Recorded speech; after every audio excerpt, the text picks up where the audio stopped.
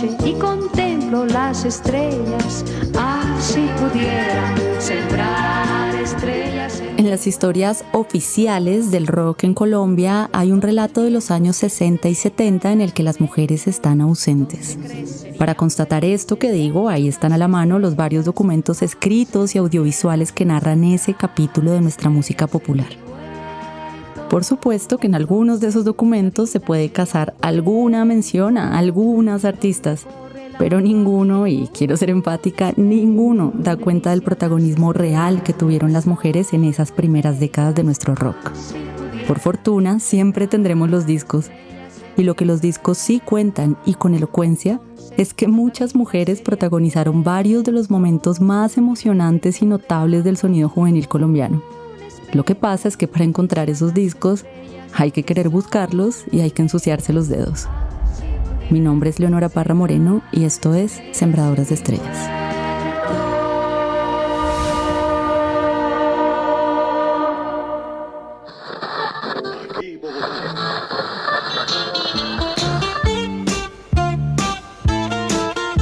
Viví mi adolescencia en la Bogotá de los 90, entre los discos que conservaron mi mamá y mi papá y la música que pasaban por emisoras que ya no existen. En esos años, cuando Bogotá del putas Bogotá ya era una consigna mítica del rock nacional, brotaron del pavimento florecitas rockeras, barranquilleras de pies descalzos, policarpas viciosas, pepas fresas, ajibabosas y bateristas iracundas.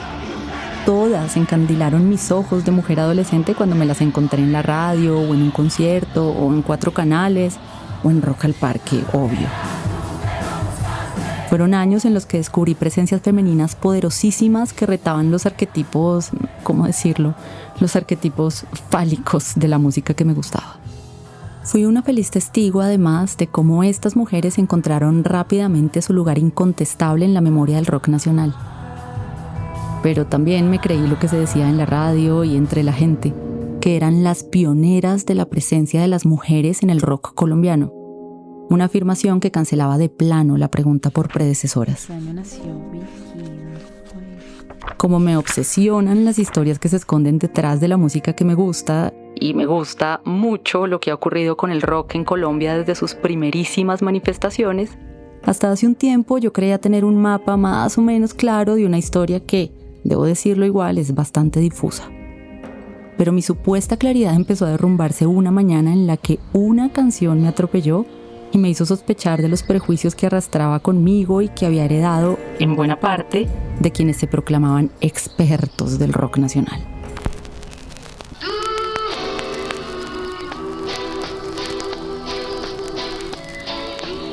Este pobre gorrión que hasta ese día no me había interesado para nada, desató una búsqueda que me ha tenido años esculcando pacientemente los rincones más polvorientos de las tiendas más recónditas de discos de segunda mano.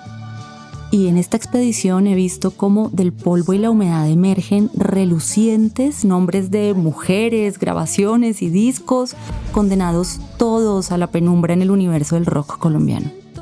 Norma Argentina, Tita Duval, Vicky, Margie, Eliana, Ana Valencia, Emilce, Ángela y Consuelo, Elia y Elizabeth, Leonor González, Jimena, Yolanda. Son solo algunas de las sembradoras de estrellas que hacen parte de esta serie, en la que recorro músicas e historias protagonizadas por mujeres en Colombia. Desde el twist tropical de finales de los 60,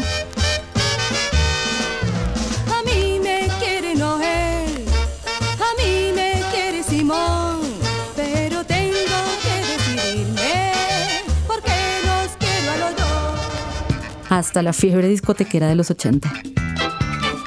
Esto es Sembradoras de Estrellas. Nada pensarán, el mundo gira y girará y los problemas pasarán a un segundo lugar. Una serie de podcast en la que desentierro artistas, canciones, discos e historias de las primeras voces de la música juvenil en Colombia.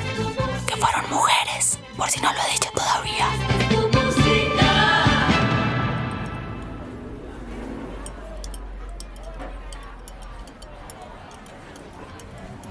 Mi historia con esta historia comenzó hace ya varios años, una triste y soleada mañana de domingo bogotano. Una panadería de barrio me acogió para paliar un mal de amor horrible por el que estaba pasando.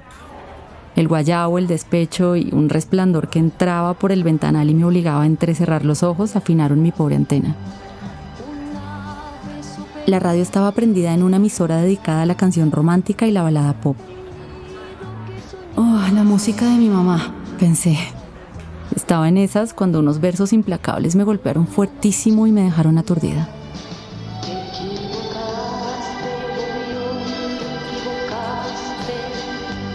Te equivocaste, gorrión, te equivocaste. El nido que soñabas no era el tuyo. No es la canción más recomendable para un corazón roto. Pero después de recibir el golpe, reparé en que ya la había escuchado antes. Esa canción no solo evocaba la música que le gustaba a mi mamá, sino que muchas veces en mi niñez y adolescencia la había escuchado cantar esos versos sobre un gorrión. La verdad es que nunca le había puesto mayor atención y ni siquiera le había preguntado por qué le gustaba. Pero la melodía y los versos se me quedaron dando vueltas en mi cabeza varios días. Y la próxima vez que visité a mi madre aproveché para preguntarle. Y entonces se explayó con una emoción. Empezó a hablarme de su intérprete, Vicky, que además era, yo no lo sabía, su compositora, mejor dicho, como si me hubieran preguntado a mí por el bolero falaz y Andrea Echeverry. Y en ese soliloquio en el que ella estaba emocionadísima me dijo que Vicky había sido una de las primeras del rock en Colombia. Y yo me quedé para mis adentros, ¿cómo así? Pues hasta donde yo sé, pionera del rock nacional no es, y me he leído todos los libros y me he visto todos los documentales. El caso es que terminó sacando del fondo de un armario algunos de los discos que había conservado, y allí, entre álbumes de rock y pop gringo, aparecieron unos de Vicky, de Génesis, de Ángela y Consuelo, de Ana y Jaime, de Claudia, de Harold, entre los que me acuerdo. Ver esos discos en conjunto fue como si me hubieran prendido una luz, pues de repente me di cuenta de que una combinación de prejuicios, arrogancia y falta de curiosidad podía ser la responsable de que se mantuviera ignorado un capítulo del relato del rock colombiano. ¿Por qué años atrás había encontrado valor inmediatamente en los flippers, pero nunca me pregunté por una tal Emilce? ¿Por qué había crecido tarareando canciones de Carole King al tiempo que rehuía las de Liana cuando mamá la ponía en el equipo de sonido? Me respondí esas preguntas rápido, tampoco era un gran misterio. Durante años la prensa nacional, los coleccionistas e investigadores que había conocido, e incluso las amistades que había hecho por mi devoción rockera, me habían hecho saber que esas artistas eran un capítulo menor y marginal en la historia de nuestro rock, y que el gusto musical de nadie, especialmente el de una mujer, sería tomado muy en serio si se las tomaba en serio. Y sentí un poco de vergüenza conmigo misma porque nunca había cuestionado esos señalamientos y los había dado por ciertos. Yo, toda una periodista perspicaz. Así que casi al instante decidí que quería desentrañar el asunto de la presencia de las mujeres en esos años iniciales del rock en Colombia. Quería saberlo absolutamente todo.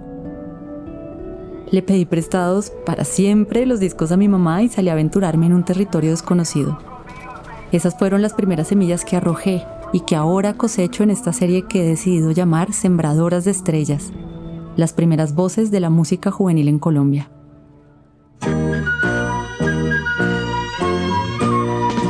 Sembradoras de Estrellas, las primeras voces de la música juvenil en Colombia. Episodio 1. El canto de las frenéticas, Twist tropical.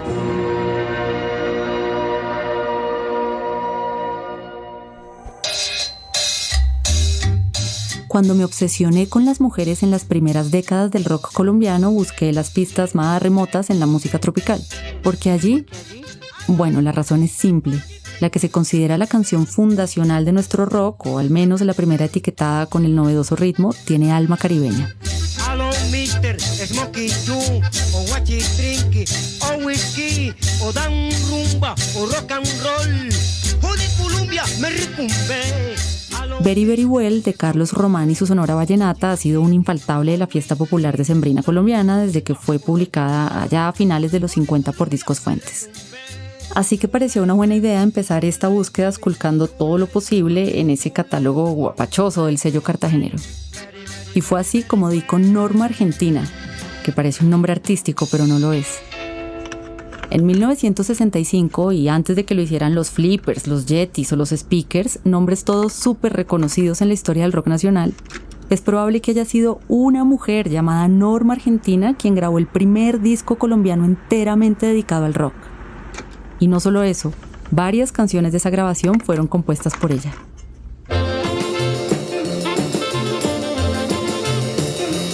El disco se llama Recuérdame, al estilo juvenil de Norma Argentina, y lo encontré en los saldos de la zapatería Cosmos, una de las tantas discotiendas escondidas en el centro de Bogotá. Recuerdo que pagué unos pocos pesos para llevarlo y después de escucharlo solo tenía preguntas. ¿Quién era esa muchacha de saco rojo, pantalones azules, pelo platinado y una actitud súper desparpajada que aparece en la portada? ¿Quién podría haber sido esa mujer que había escrito varias canciones propias para un disco que precedió a las agrupaciones consideradas como las pioneras del rock nacional? Cuando me encontré con el nombre de Norma Argentina, yo no lo había leído nunca en ninguno de los documentos de referencia sobre la historia del rock colombiano. Si tú supieras, bailar el twist, no te dejaría nunca en mi vida, porque ese disco me hace feliz. Afortunadamente, la generosa nota editorial de la contraportada del disco me daba alguna información. Leí que era caleña, que logró popularidad en La Voz de Cali y que se llevó los elogios del mismísimo Augusto Algueró, testigo de su triunfo en el Gimnasio Olímpico, donde el público la ovacionó luego de su interpretación en clave twist de La Tómbola, un clásico de este célebre compositor español, muy recordado entre otras por Penélope y Noelia. Noelia, Noelia, Noelia, Noelia, Noelia. Un par de temazos. Y en esa contraportada venía además un testimonio de la misma Norma Argentina. Como encuentro satisfacción cantando, a mis actuaciones les pongo todo lo que está dentro de mí y tiene que barbotar. Conmigo ocurre con el canto lo mismo que acontece con el llanto de las personas deprimidas. Así como estas tienen que llorar para desahogarse, yo tengo que cantar. Hoy todavía me conmueve la convicción artística de una mujer de 19 años que por esos días fue proclamada por Discos Fuentes como una futura estrella de la canción juvenil. Ese mismo talante pasional lo encontré en otra canción suya, Yo también puedo amar.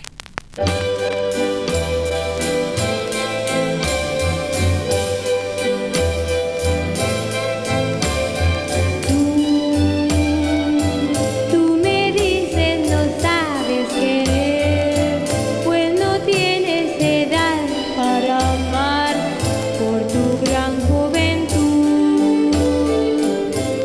A medida que escuchaba el disco era más desconcertante no encontrar su nombre en las historias, repositorios digitales y documentales del rock colombiano.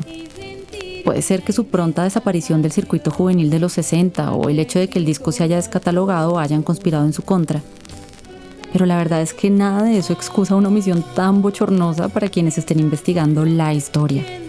Porque seguro lo que sí conspiró en su contra fue haber sido mujer.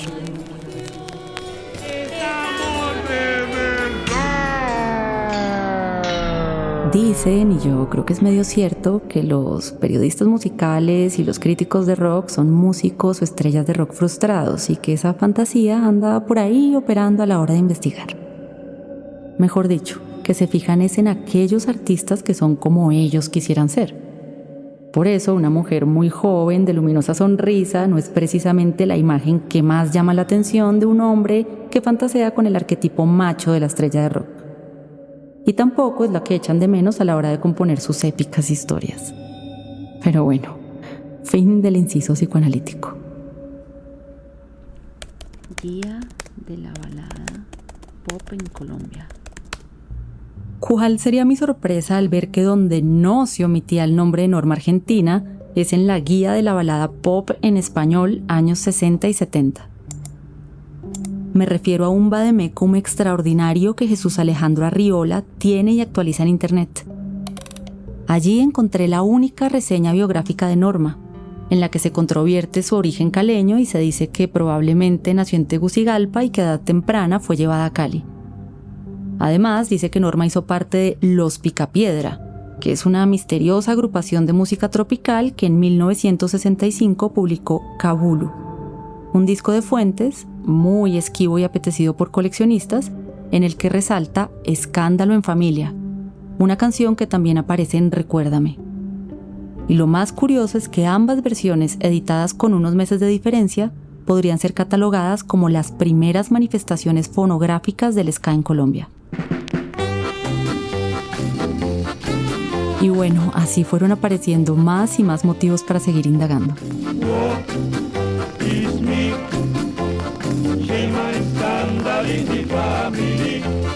Oigan esta historia que les voy a contar. Un chico que quería Carolina atrapar, pero ella dice que no se va a enamorar hasta que no tenga... Me echó la mano un fabuloso y anodino canal de YouTube regentado por Rafael Monsalve, un entusiasta de la balada y el pop colombianos que desde hace más de 10 años comparte su colección personal por esa vía.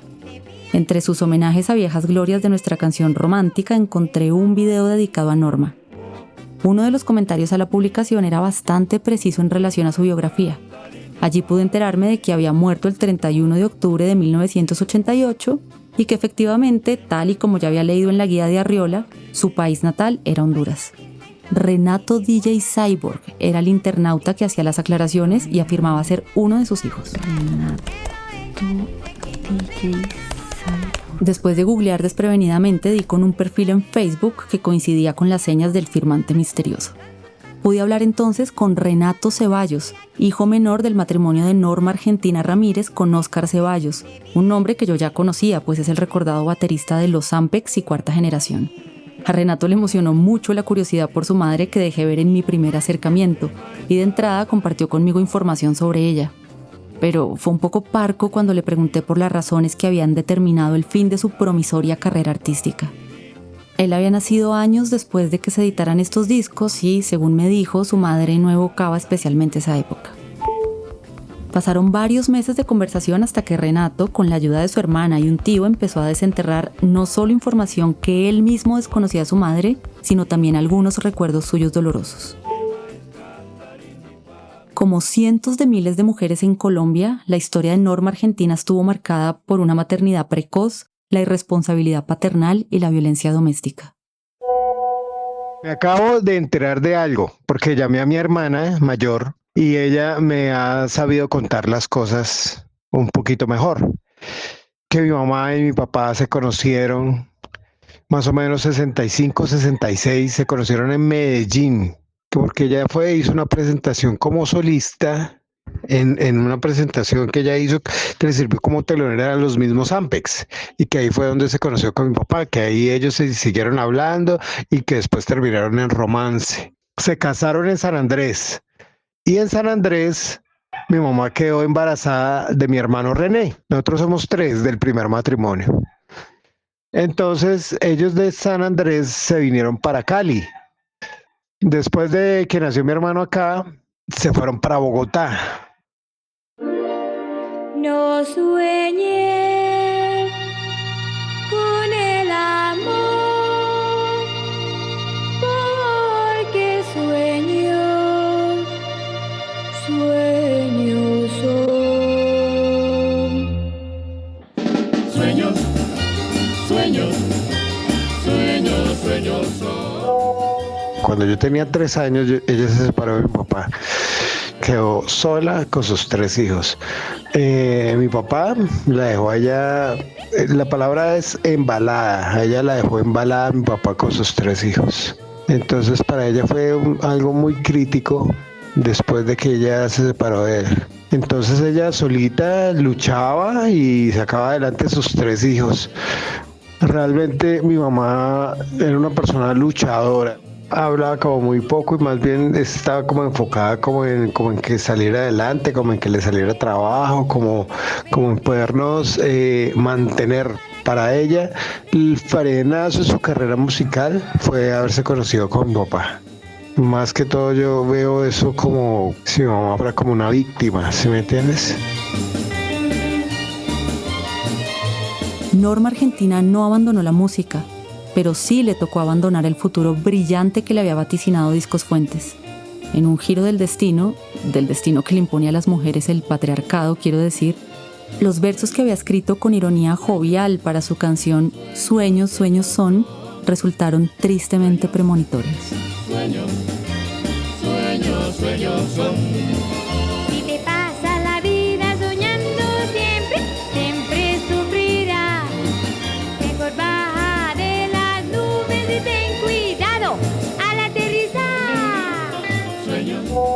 a ella le salían presentaciones en solitario en Candilejas, que en esa época era el mejor grill que había en Bogotá. Entonces que ella tenía un representante y a ella le salían muchas presentaciones en el Candilejas. Después de eso, ya cuando nosotros estamos un poquito más grandes, ella estuvo cantando con la orquesta de Lucho Bermúdez. Yo ya estaba un poquito más grande y yo de eso sí me acuerdo mucho.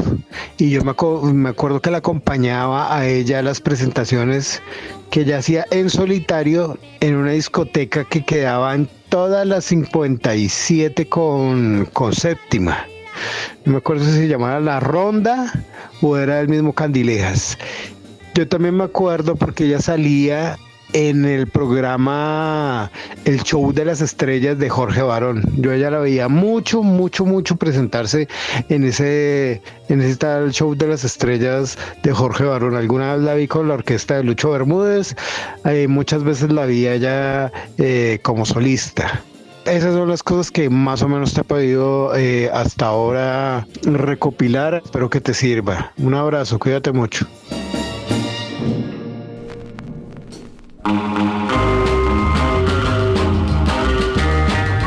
Entre 1958 y 1968 se escribió un capítulo nutrido de la primera etapa del rock en Colombia en los vinilos de Discos Fuentes. Durante esos años, este sello editó al menos 30 sencillos y discos de larga duración que consagraron como ídolos de la canción juvenil a los Yetis, a Harold, a Juan Nicolás Estela, a Luis Fernando Garcés. No tuvieron la misma suerte las hermanas Simoni, que en 1966 publicaron con la misma casa discográfica 4 canciones en un disco de 7 pulgadas, Besitos a Gogó. Dame, roquecito, tira mía, ven pa' acá. No me niegues los besitos, porque al frente está papá. Si me quieres, amorcito, tú lo debes demostrar. Dándome... Tal cual me sucedió con Norma Argentina, cuando me interesé por el disco de las Simoni no encontré nada acerca de ellas, excepto la entrada que se les dedica en la guía de la balada pop. Esto ya no era una coincidencia, sino un patrón que me fue indicando que si yo quería tener alguna información sobre las artistas del primer rock hecho en Colombia, mis fuentes aliadas estaban ubicadas en las parcelas de otros géneros musicales, demarcadas al parecer de manera más amplia y generosa. Acudí otra vez a la red social de preferencia de las personas de cierta edad y pude dar con Miguel Falquez Certain, primo de la Simoni. Mantuve durante un tiempo con él una correspondencia digital, a partir de la cual he reconstruido una breve semblanza biográfica de ellas que va más o menos así. De las 4 hermanas Simoni, hijas de Sofía Falquez Grau y Edward Simoni, 2, Sandra y Lorraine, fueron cantantes que grabaron para Discos Fuentes en pleno furor del yeye y el gogó. Edward Simoni fue un estadounidense de origen suizo, nacido en Montana, que fue a Barranquilla como cónsul de los Estados Unidos. Allí, en 1935, contrajo nupcias con Sofía Falquez. Las hijas de este matrimonio nacieron en Barranquilla y se criaron luego en Miami. Lorraine nació en 1942 y Sandra en 1945. En los 60, Edward fundó una escuela elemental de habla inglesa en Medellín y allí Joyce, Lorraine y Sandra fueron profesoras.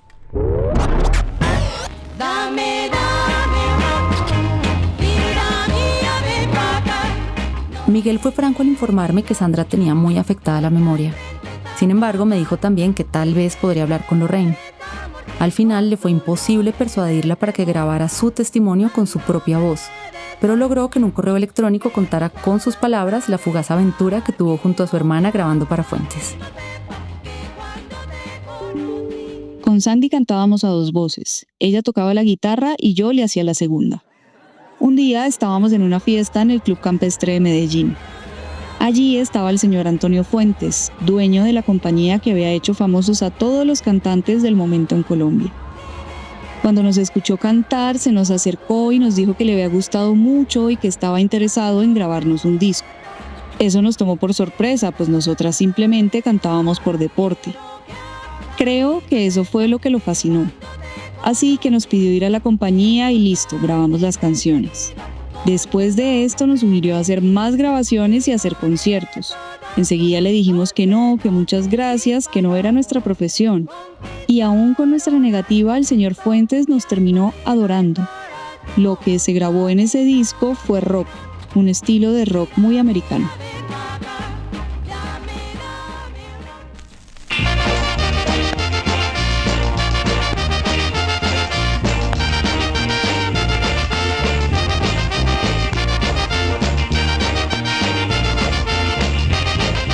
De las 4 canciones que grabaron las hermanas Simoni, Yeye Cumbia es la que más me gusta. Tiene ese ritmo delirante y esa letra absolutamente disparatada. Pero la primera vez que lo escuché me dio mucha risa porque la cumbia la quedan debiendo. De cumbia, solo el título. Supongo que los sellos especializados en música tropical aprovecharon la moda juvenil para atraer nuevos públicos. Pero más allá de juzgar esas conveniencias mercantilistas, yo celebro la aparición de canciones insólitas a mediados de los 60 que ya anunciaban los primeros brotes de rock mestizo, bastardo e impuro. Canciones que además fueron entonadas por voces frenéticas.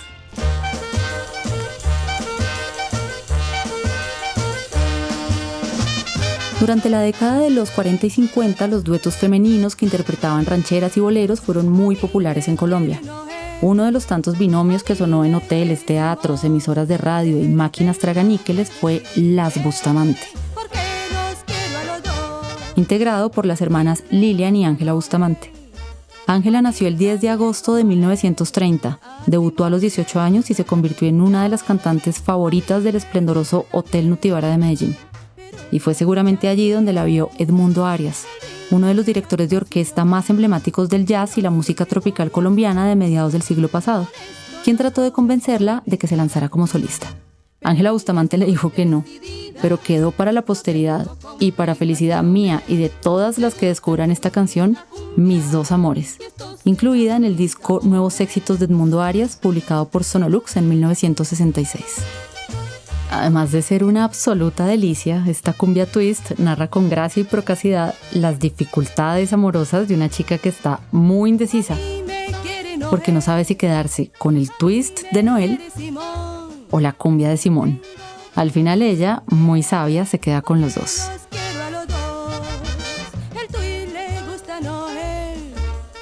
La canción es increíblemente pedagógica y seguro tuvo sus detractores en la sociedad antioqueña del momento. No solo se escucha a una mujer que elige despreocupada a sus amantes y transmite la enseñanza de que no hay que elegir uno solo, sino que transfiere esa enseñanza a lo musical, invitando abiertamente al amancebamiento entre la cumbia y el rock and roll. Pero ya estoy decidida, no tengo complicaciones, me gusta el twist y la cumbia, y estos serán mis amores. Ay, ¿qué dirían de ella los que le lanzaron monedas a bloque de búsqueda en el Rock al Parque de 1999? A esos conservadores iracundos que tengo grabados en la retina de mis ojos, vuelvo y les digo con mucho cariño que si escucharan en serio a Juan Gabriel entenderían de verdad que, pero qué necesidad, ¿para qué tanto problema? No hay como la libertad de amar, de hacer, de andar así, sin penas. Y para ellos va dedicada con mis mejores deseos, Cumbia Gogó, una canción del manizaleño Guillermo González en la voz de Consuelo Vázquez.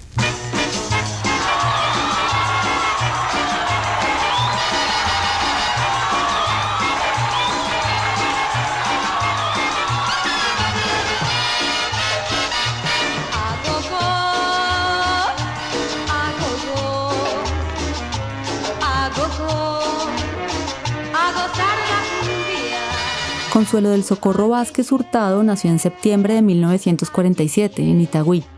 A los 20 años, cuando grabó Cumbia Gogó, ya era una estrella de Sonolux, sello que por esos días contaba en su elenco con Matilde Díaz, Lita Nelson, Amparito Jiménez y Carmen Pernet, entre otras mujeres de talante cosmopolita que, así como ella, estaban rompiendo con los preceptos patriarcales de modestia y decencia, por lo menos en lo que se refiere a la música tropical.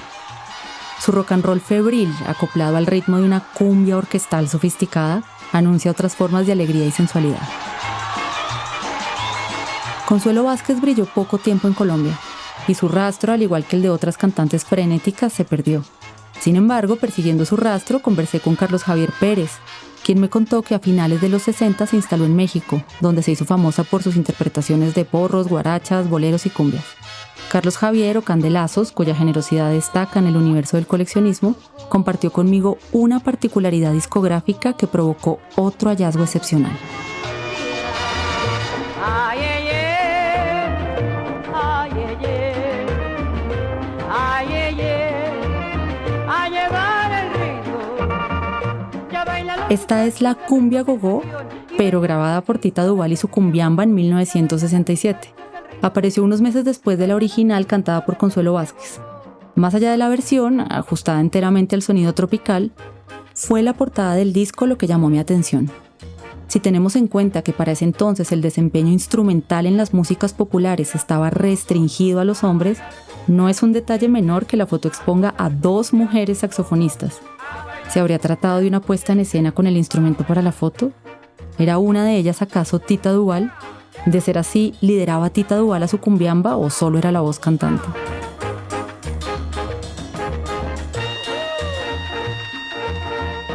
Me sacaron de la duda Diana Hincapié y Sara Lucía Maldonado, integrantes de Culturas Iguaraya, un colectivo de melómanas inquietas que han dedicado sus investigaciones a reivindicar el legado de mujeres en las músicas afrocaribeñas colombianas, y a quienes llegué en mis inacabables noches de transitar por los recovecos de la internet.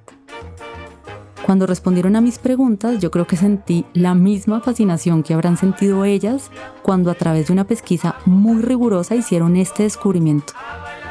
Tita Duval sí era una de las mujeres de la foto, la otra era su hija.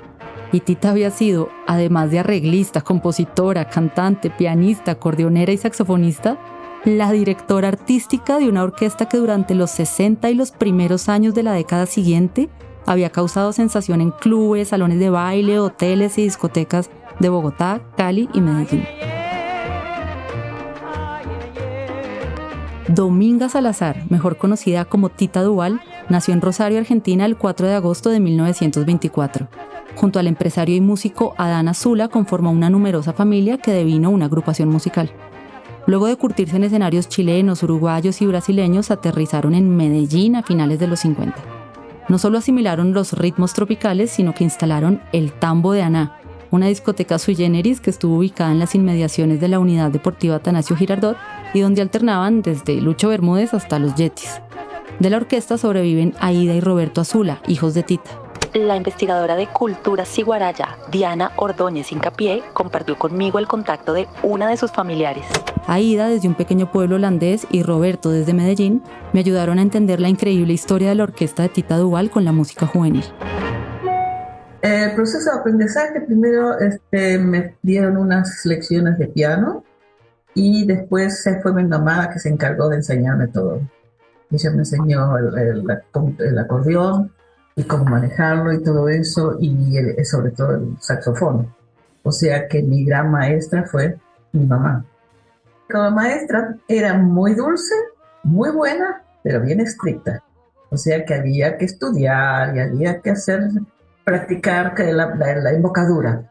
Había que practicar eso y a fuerza de estar tocando y hacer notas largas y qué sé yo. Y eso era tan aburrido que a mí no me gustaba. Pero bueno, mi hermano y yo teníamos que hacerlo, así que nos turnábamos para no hacer demasiado ruido. Pero era parte del aprendizaje y aprende de perfeccionarse uno también, ¿no?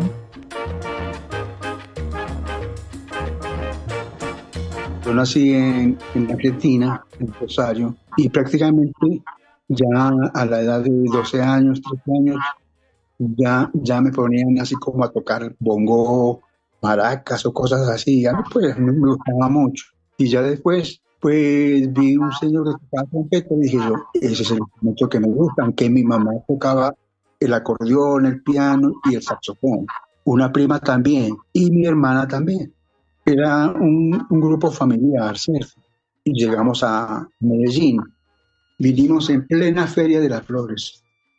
Y ahí había un lugar que se llamaba el Jardín Pilsen. Número 1, que estaba al lado del Notibara. Y el número 2, que quedaba aquí en el estadio. Colombia con la 70, donde ahora se reúne mucho mariachi. Y tiene un restaurante grande ahí.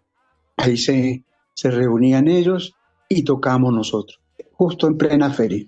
Tocábamos por la tarde y por la noche.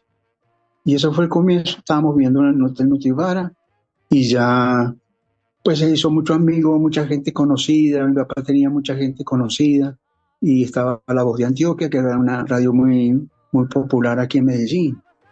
Y los dueños eran como muy buena gente. Y nosotros tocábamos allá y ya después se habló con Sonolux y se grabó unos temas allá.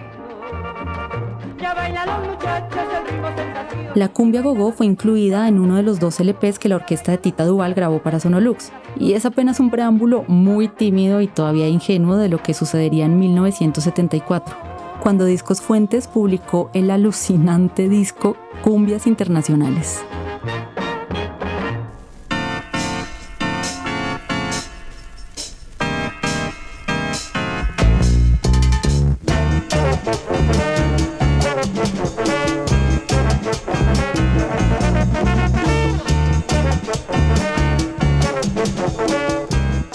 Al tiempo que Génesis o Columna de Fuego o Jimmy Salcedo y su Onda 3 asentaban un estilo que atempera sonidos raizales del Caribe y el Pacífico colombianos con rock psicodélico, folk y funk, Tita Duval estaba trazando también inesperadas correspondencias.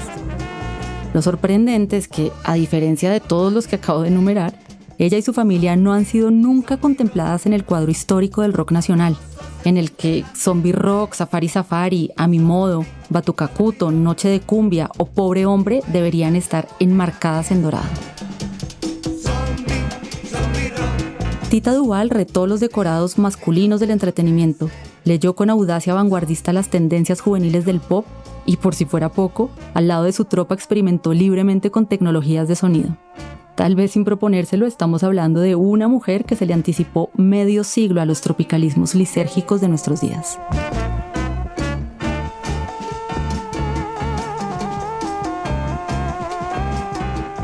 Nosotros hablábamos con la gente, o no yo, pero mi mamá se enteraba muy bien de qué tipo de gente.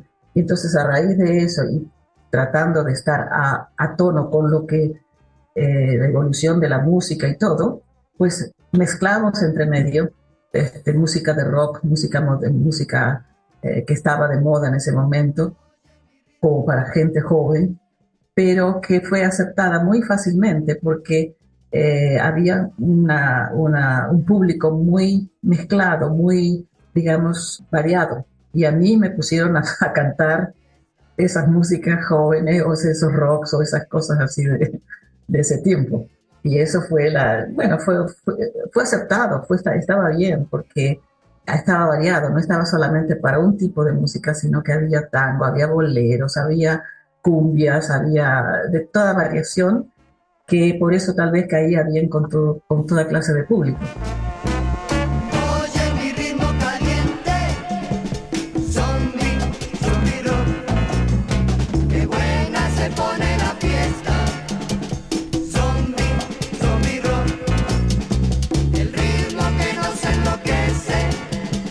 Mi mamá tuvo la visión de hacerlo. Yo estaba en el grupo, mi mamá y una prima que también era argentina y que también estaba con nosotros. Y entonces la atracción eran mujeres delante y que, digamos, estaba mi hermano y el pianista y todo eso atrás. Entonces, lógicamente, hay una atracción, la atracción de mujeres delante, tocando, cantando. Y esa fue una visión diferente a la que hasta el momento no había en Colombia. Lógicamente, mi mamá estaba en el escenario, mi mamá estaba en la selección de las músicas, mi mamá estaba en la parte de ejercitar y de ensayar todos los números y en la forma en que tenían que ser. Mi hermano compuso muchas canciones, mucha música muy bonita y también la integrábamos nosotros en el repertorio. Lógicamente, esa es la parte musical que mi mamá dominaba muy bien. Mi papá, lógicamente, en ese sentido de musicalidad, no lo tenía, pero sí podía organizar y buscar, digamos, buenos contratos, y algunos no eran aptos para nosotros, pero sí había muchos que lo eran. Y esa era la gran selección que él hacía.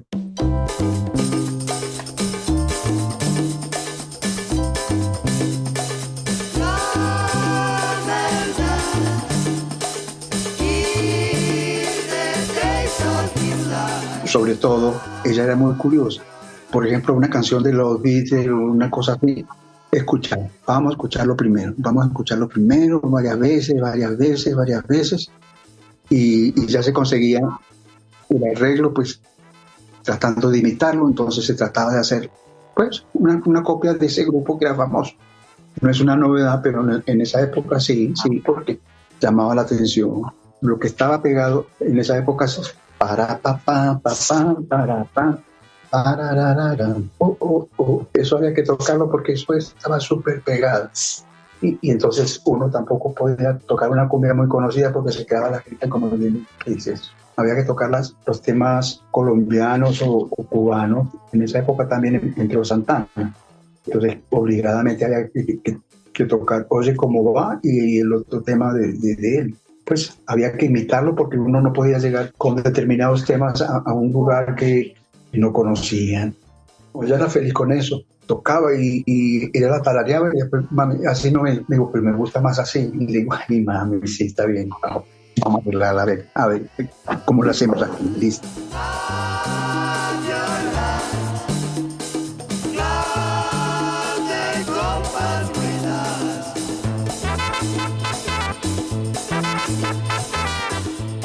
Mi mamá tocaba muy bien, se lucía muy bonito.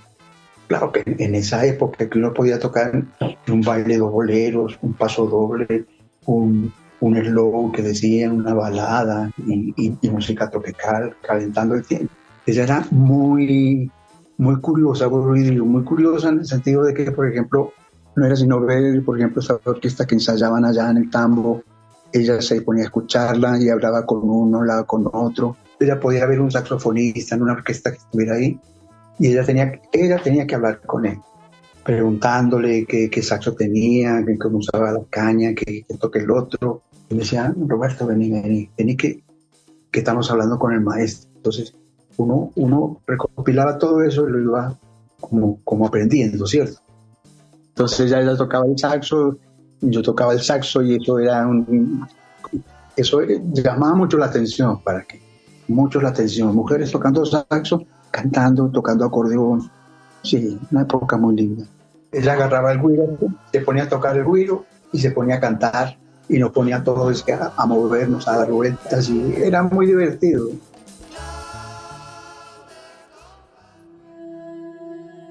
Cuando quise remontar la pista del rock colombiano hasta donde más lejos pudiera llegar y terminé sumergida en el caleidoscopio tropical, jamás me imaginé encontrar la inclinación transgresora de Tita Duvall, las canciones y el arrojo de Norma Argentina o el frenesí de las hermanas Simón y Ángela Bustamante y Consuelo Vázquez. Tampoco pensé que iba a terminar confirmando que el rock and roll en Colombia estaba afiliado, desde su origen más primigenio, a un tórrido universo musical que excede por mucho el mentado Very Very Well y que ha sido desdeñado por los relatos canónicos que, no conformes con haber ignorado esto, también contribuyeron a imponer absurdas dicotomías.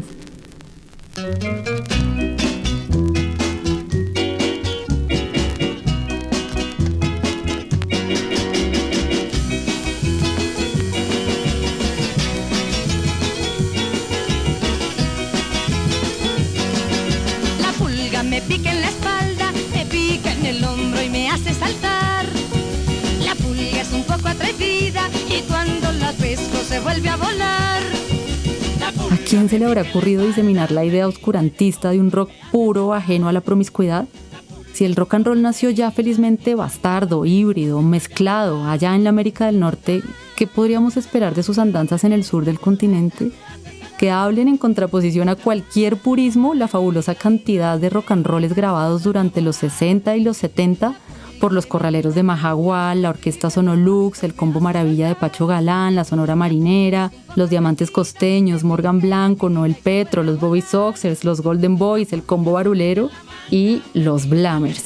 Me hace saltar. La pulga es un poco atrevida, me pica y se vuelve a volar. La pulga se mete en la manga, me pica me hace saltar. Dirigida por el compositor y arreglista vallecaucano Marco Rayo, los Blammers fue una agrupación de gran formato que obtuvo fama en Colombia y México a mediados de los 70.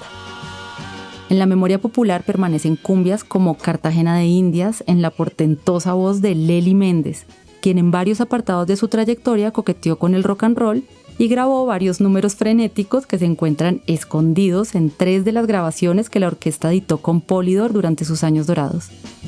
En Grito Costeño, probablemente publicada en 1971, se encuentra fantástica La Pulga. La pulga me pica en la espalda, me pica en el hombro y me hace saltar. A pesar del brillo transnacional junto a los Blammers, los detalles biográficos de Lely Méndez son muy vagos. Una escueta referencia suya la encontré en el libro El ABC del Vallenato, donde el investigador Julio Oñate Martínez subraya que nació en Bogotá y que durante un tiempo trabajó en Barranquilla con la orquesta de Pacho Galán. De verdad que busqué a Lely. La busqué en el armario, en el abecedario, en los libros de historia, en las revistas y en la radio. Y ni siquiera invocando a la mismísima Shakira Isabel pude dar con pistas que me iluminaran acerca de su vida antes y después de los Blammers.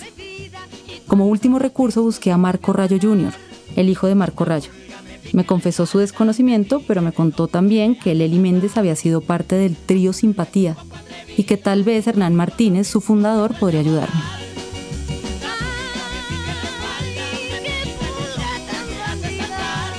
Voy a comenzar contándole que éramos vecinos en el barrio Panamericano. Y ahí el papá tenía una tienda y ahí fue donde la conocimos. El trío Simpatía lo empezamos como a mediados del 60. Tuvimos la agrupación con ella aproximadamente unos 4 años. Cuando la integramos ya al trío, pues nos dimos cuenta que tenía una maravillosa voz, captaba las canciones con una rapidez muy inteligente para la música y una voz muy hermosa. Cuando nosotros integramos a Lely Méndez al trío, fue una sorpresa porque ver una mujer cantando en aquella época, aunque habían cantantes solistas, pero no en un trío, fue una sorpresa grande para la gente e inclusive pues hasta nos llevó a ser prácticamente los primeros que actuamos con mujer en un trío aquí en Colombia. A la gente le sorprendía, era una sorpresa ver el trío y esa muchacha cantando con esos señores, ¿cómo así? ¿Y cómo cantan de bonito? Y no canten otra canción, vuelvan a cantar esta que me gustó. Pues ella cantaba de todo. Ella cantaba los bamucos y los boleros, lo romántico y lo tropical, ni se diga, porque con una bonita voz. Esa era otra sorpresa, porque la única persona que cantaba en aquella época tropical era Matilde Díaz. Y Lely, con esa versatilidad, pues interpretaba de todo y muy bien. Todo lo hacía muy bien, lo cantaba bonito. Cuando tuvimos el trío, pues ya empezaron a hacerle muchas propuestas como solista y propuestas ambiciosas, y quizá por algo de eso hizo también que nos dijera que no trabajaba más con el trío. No supe más hasta cuando cantó con los Blammers y llegaron acá y entonces se desintegraron ya y ella cantó con Pacho Galán unos días y con la orquesta de Marco Gilques, y después ella viajó a Ecuador y no supe más. No volví a saber si siguió cantando o qué haría, a qué se dedicaría. Una lástima que se hubiera perdido una gran artista como era ella. El legendario trío Simpatía se mantuvo activo durante 50 años. Su primera etapa, precisamente junto a Lely Méndez, fue breve y vertiginosa. Comieron hormigas culonas y tomaron whisky en el despacho del presidente Alberto Lleras, viajaron por el territorio nacional, se presentaron en elegantes clubes bogotanos, hicieron conciertos multitudinarios en la Media Torta, tuvieron una aparición estelar en la película Farándula dirigida en 1961 por Carlos Pinzón y, afortunadamente, grabaron algunos sencillos.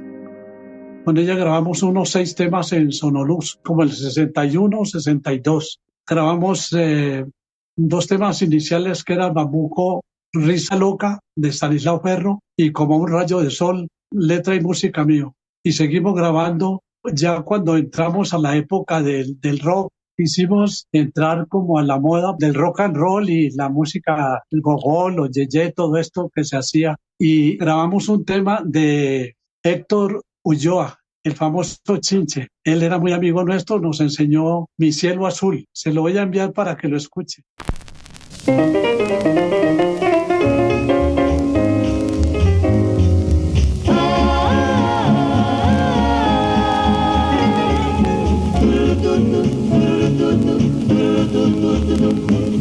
Quisiera besar tus rojos labios, quisiera saber si me amas tú, quisiera vivir entre tus brazos, A despecho de no tener noticias relativamente recientes de Lely para saber siquiera si aún vive e intentar hablar con ella, recibí esta canción, Mi cielo azul. Y saber que tu alma es solo mía. Es la joya con la que coroné la primera parte de esta aventura persiguiendo el rastro discográfico de las mujeres en el rock colombiano.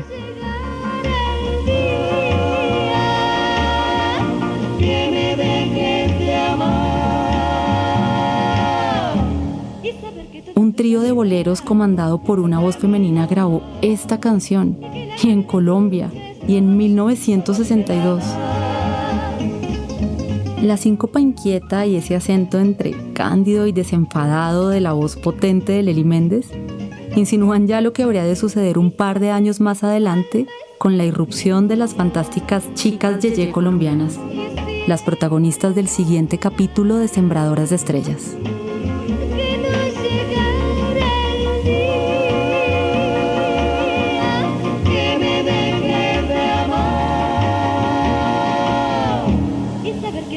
Caricias son para mí no más, y que la gloria de tus besos solo a mí me la da, solo a mí me la da, solo a mí me la da.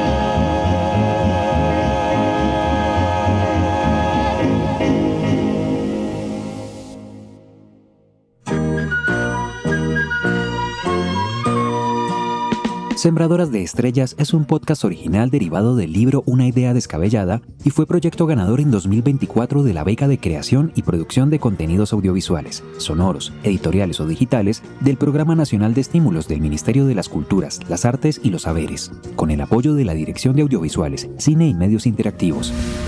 Dirección, producción y guión, Ana María Amaya. Investigación, Café y Simpatía, Humberto Pérez y Luis Daniel Vega. Grabación, montaje y diseño sonoro, Andrés Santiago Lozano. Arte y concepto gráfico, Andrés Wolf. Leonora Parra Moreno es un personaje de ficción interpretado por Ana María Amaya. Las voces de Norma Argentina y Lorraine Simoni fueron interpretadas por María Lucía Ovalle. Este episodio contó con los testimonios de Renato Ceballos, Aida Azula, Roberto Azula y Hernán Martínez. Agradecimientos a Diana Ordóñez, Melissa Azula, Diana Catalina Martínez, Marco Rayo Jr., Ángela María Amaya y Óscar Ceballos.